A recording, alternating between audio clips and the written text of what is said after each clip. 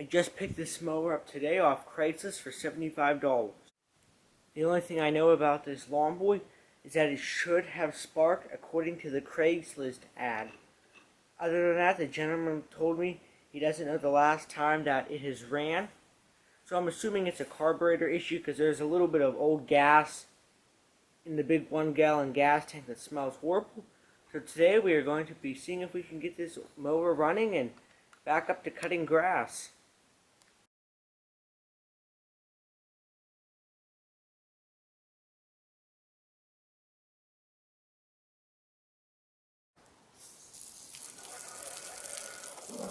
Be careful, try not to get water. Don't try to squirt the top of the engine off around the whole entire mower. Okay, I have the mower on the bench, and the first thing we're going to do is get right into the carburetor. I'm going to pop off the little cap right here. Pop it open. Looks like this mower doesn't have an air filter. I'm going to grab a large Phillips head screwdriver so we can remove the two Phillips head screws right here that hold the carburetor to the engine.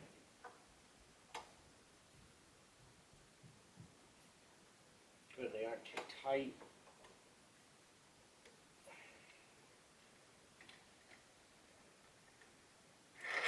Pop these long screws out and you set them aside.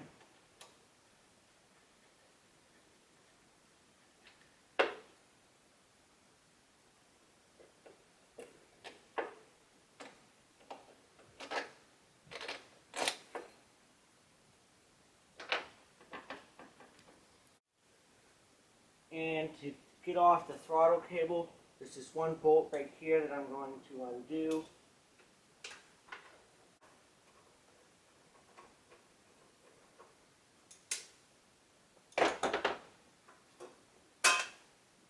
Pop that out just like that. Now on the carburetor, the whole thing can just be slid out.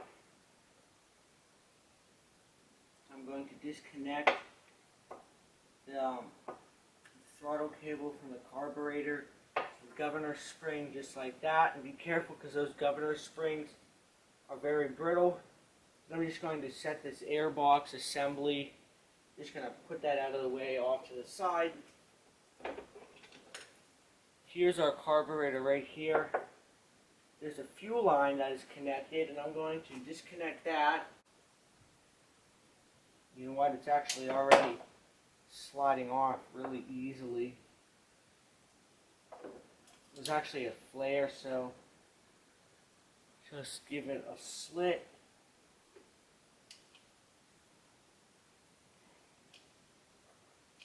Just like this. Now it should theoretically just pop off like that. I've got the carburetor sitting on some white paper here. There it is. Here's the fuel inlet line right here. Another thing that's really good about this Lawn-Boy is that it has the metal Walbro carburetor. These are very good carburetors to have on Lawn-Boys because they don't have as many issues as the plastic ones tend to have. The first thing we are going to do is just open up the bowl on the bottom. I don't think there's any fuel on the carburetor, which is a good sign. So that means maybe the mower just had gas in the tank, and whoever used it last ran out the gas by turning off the fuel valve, which is a good habit to do. This is a 1/2 inch nut on the bottom. It's not too tight.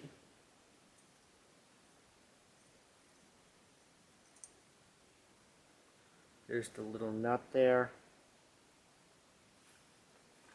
Just going to pop off the bowl. Beautiful. Look at that. Very small amount of dirt in the bowl. No corrosion at all. I was nervous that maybe there was a whole bunch of water. Very small amount of sediment right down at the bottom, which is normal.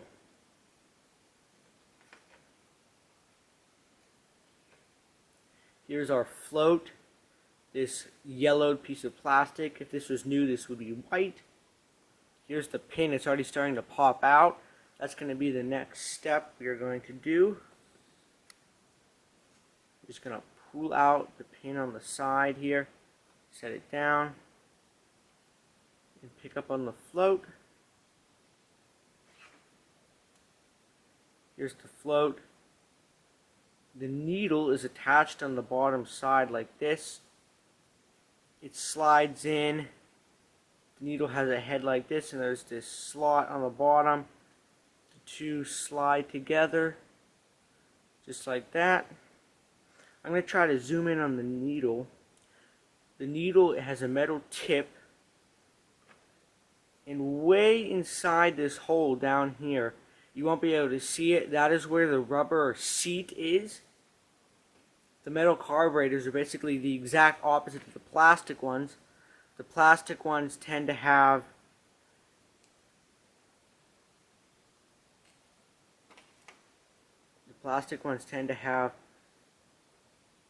the rubber tip right at the end of this needle here. The camera's not focusing on it. They tend to have it right on the end of that needle. And then inside the carburetor on the plastic ones would be a metal seat, but instead it's the opposite of the metal kind. You can see the inside of the carburetor is in very clean condition. And right around the edge here, here's our black bowl gasket. That black gasket right there. It may be able to be reused. It feels a little hard. I'd like to see it a little bit softer. I may try to reuse it.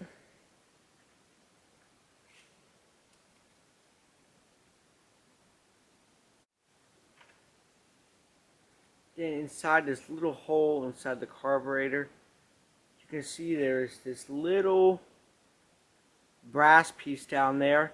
That is the emulsion tube. If you look on the side of the carburetor, you may be able to see it just down there, right inside there. There we go. You can see it right in the middle sticking up, right behind the choke. There's a little hole in the bottom that also serves as the jet. What I'm going to do, I've already tried, it won't pop out, and I don't want to destroy it, so I'll just clean it with some carburetor cleaner and a wire brush. Also, I will clean the whole entire carburetor. You can see right here we have an air mixture screw. That's always very nice to have. It's sad they did away with that on the Duraforce models. That way you can adjust how much fuel it's actually being mixed with the air. Very helpful to have.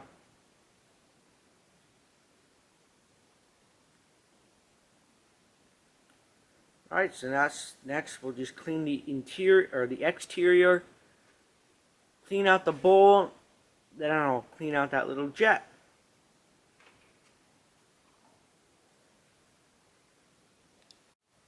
One thing I forgot to mention is just be careful whenever you're cleaning around the governor, because there are fragile springs here that are very thin that could break. Also around the choke.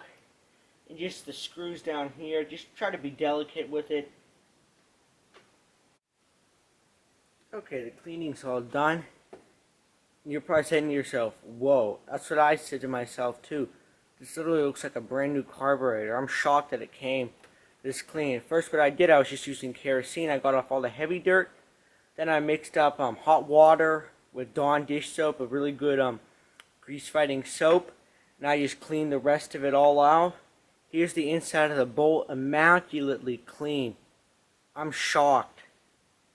Like I said earlier, and here's the float. The float does float. Doesn't have any holes in it. Here is the pin that holds the float in. And here is the needle.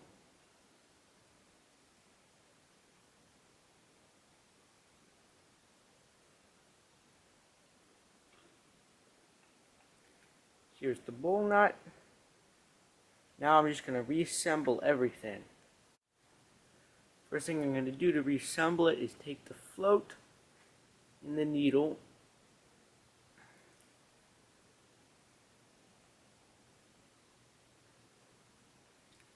See how there's that little slot in the bottom with that tab in the middle? all you have to do is slide the needle in just like that. And you can just kind of hold it there like that. Take the carburetor, hold it upright, and have your float fall out of the, have your needle fall out of the float. Put it back in. Hold the carburetor upright like this and just drop it into the hole. Next, take the pin, slide it through this hole, get the float lined up, slide it all the way through just like that. Make sure your needle's still in there. I can see mine's in here. And the way that the float works on the carburetor is that whenever the bowl would normally be on the bottom, let's say that the bowl was on the bottom and gas came in, filled up the bowl, the float would rise and push that needle against the rubber seat, thus shutting off the gas. Because without the float, what would happen is the gas tank's a lot higher, especially on the commercials. They got the big gallon one. Let's say you had a full gallon. All that weight would just push right through the carburetor and would flood out your engine without any way to shut it off.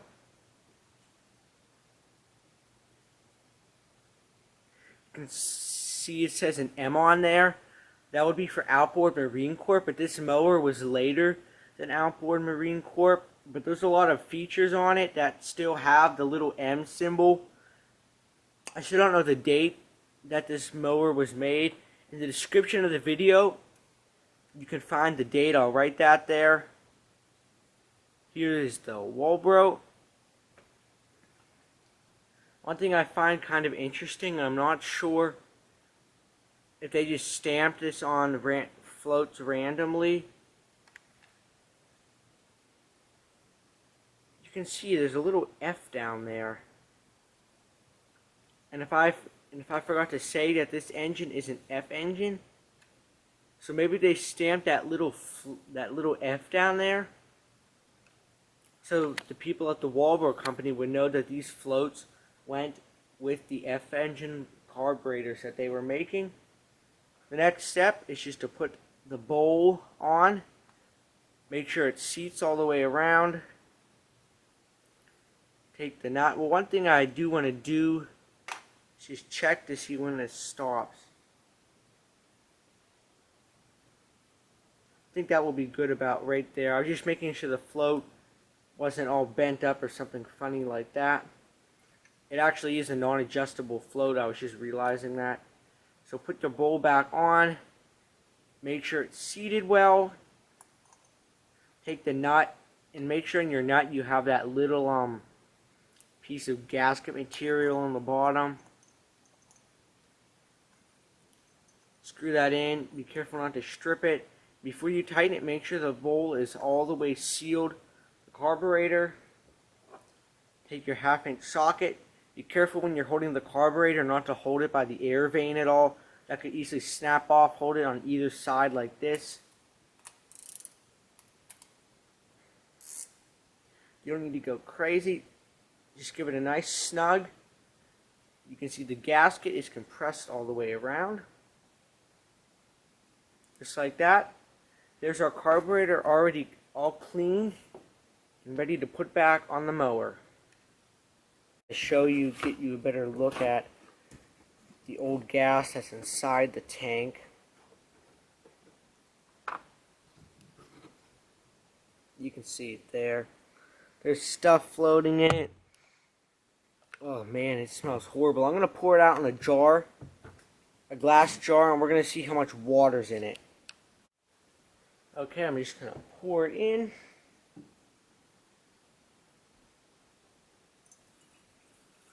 At least it's blue, that means it has 2-stroke oil in it.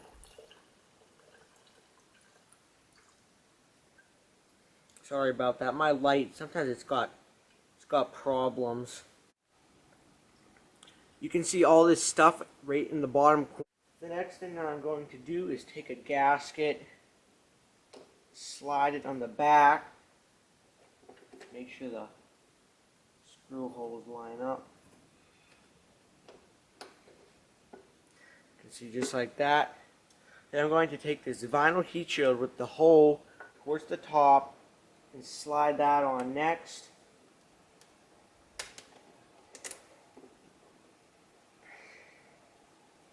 Then I'm going to take the last gasket, slide that on behind the heat shield.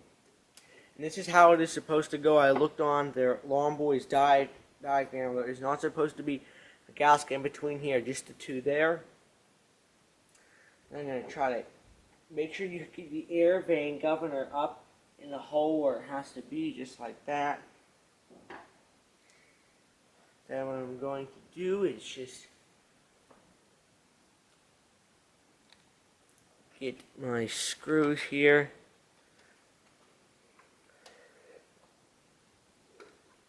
Try not to block the camera.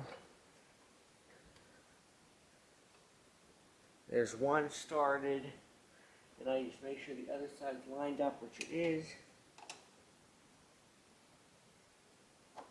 And you just want to go tighten one side a little bit and the other side just to avoid bending anything in, to make sure the gaskets are pressured properly. I'm going to get a different screwdriver that fits in better. There we go. I was using a big number 3 Phillips screwdriver, but it's a little bit too fat and I don't want to strip anything out, so I went to just a number 2 Phillips screwdriver. It has a much better fit. Just go incrementally. I don't know what the torque specs are. You don't need a torque wrench for these at all. Just tighten them up. Now we're going to make sure the choke still works. Right now the choke's on. The choke, should that it's off, which it is. On. Now what we're going to do is fine tune it, the choke, all the way. What we're going to do is on your handlebar, just put it up so the choke isn't on all the way, just like that. Pop off the little piece of metal that holds on to your air filter door. All you have to do is push down on the bottom and then push up at the top and it will come out. Take a 5/16 inch nut driver, loosen this slightly. Now go to your handlebar and put the throttle lever to choke. You can see what happens if I slide this cable out. And whenever I push it like that, whenever I push it in, you can see it moving. You just want to pull it out all the way until the choke is fully engaged. While you're pulling on it gently, just tighten this screw.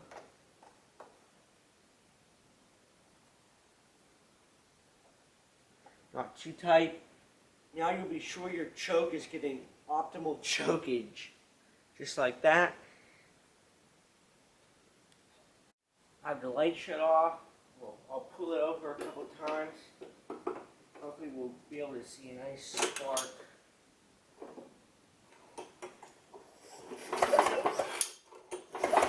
Oh yeah. I could see it from here. I think the camera could pick it up. Real nice blue spark. Now I'm just going to put the spark plug back in.